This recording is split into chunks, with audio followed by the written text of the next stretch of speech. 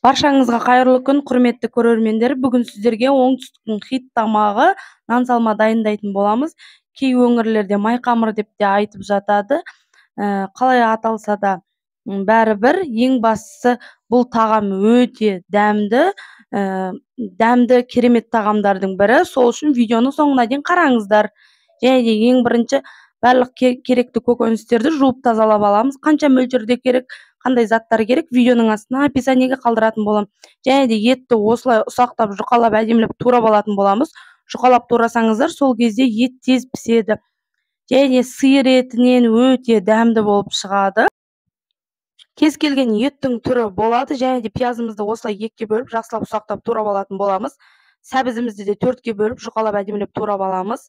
Картопымызды екіге бөліп, ұсақтап осылай турап алатын боламыз. Видеода көріп тұрғандарыңыздай турайсыздар әдемілеп. Сол кезде дәмді әрі тез піседі. Қызып тұрған қазанға осылай майымызды құямыз. Көз мөлшермен құя берсеңіздер болады, бірақ аз құйып қоймаңыздар. Көз мөлшермен қоса берем. Мен негізі көз мөлшермен қоса беріңіздер. Және де қызып тұрған майға осылай етімізді салып, етіміздің суы шығып, сосын қуырылады.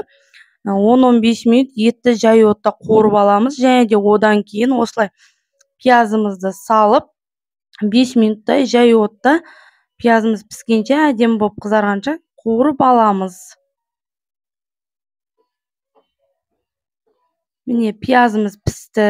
Енді сәбізімізді салып, тағы кішкене 5 минут жақсылап қуырып аламыз. Жай отта қуырыңыздар, әйтпесе қазанның астына жабысып қалады.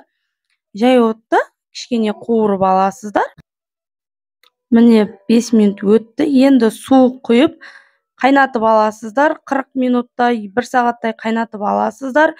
Және енді дәмін көресіздер. Еттің тұзы көп болатын болса, дәміне қарай тұз қосасыздар. Еттің тұзы жоқ болатын болса, дәміне қарай тұзын қосасыздар.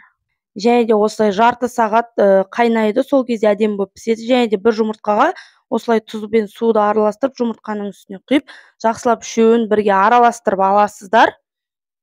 Жұмыртқа қосқандарыңыз жақсы, сол кезде қамырларыңыз езілмей әдемі болып түседі. Және де шетінен ұн қосып, бірінші қасықпен осылай араластырып аласыздар. Және де қолыңызды жуып тазалап, осылай қолыңызбен жақсылап илейсіздер. Және де қатты емес, жұмсақта емес, орташа жұмсақтықта қамыр илейсіздер. Әбден осылай ең қандырып, осылай әбден қамырды илеңіздер. Сол кезде қолға жабыспайтын әдемі қамыр болады. Және де 10-15 минут қойып қоясыздар. Болды, одан кейін қамырыңыз уже дайын болады. Содан кейін шетінен осылай видеода көріп тұрғандарыңыздай, шетінен осылай әдемелеп жаясыздар.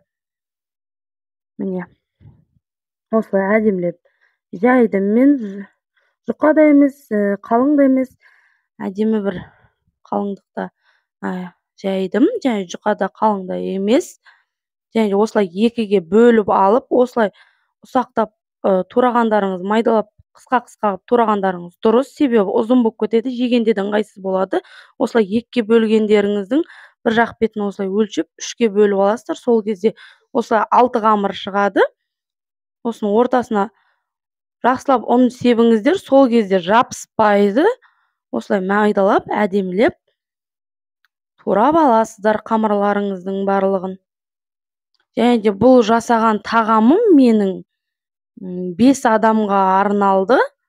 Енді сіз өзіңіздің адам санына қарай сөйтіп жасайсыздар. Және де осылай жақсылап турап қамырларды кесіп алдым. Міне қолға жабыспайтын әдемі қамыр болып шықты.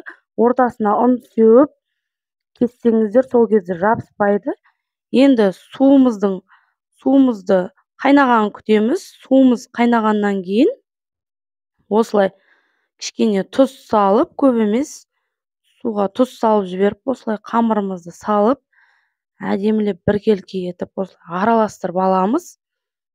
Және де бұл қамыр, қолдың қамыры болғаннан кейін тез піседі. 5-6-7 минут көлемінде піседі. Шетінен қарап отырыңыздар. Міне әдемі жабыспайтын шашырап піскен қамыры шықты. Өте дәмді тамақ.